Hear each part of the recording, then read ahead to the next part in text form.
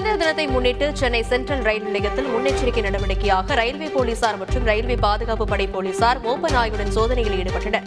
சுதந்திர தின விழாவை முன்னிட்டு கூடுதல் பாதுகாப்பு ரயில் நிலையங்களில் போடப்பட்டிருப்பதாக ரயில்வே துணை காவல் கண்காணிப்பாளர் கர்ணன் தெரிவித்தார்.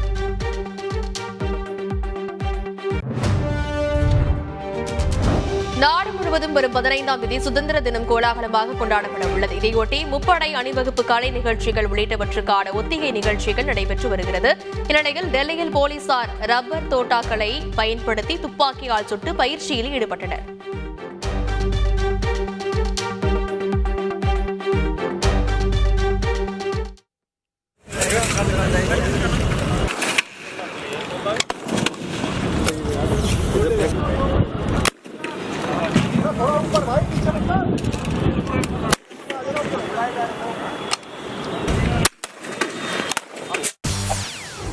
செய்திகளை உடனுக்குடன் தெரிந்து கொள்ள உடனே சப்ஸ்கிரைப் பண்ணுங்க.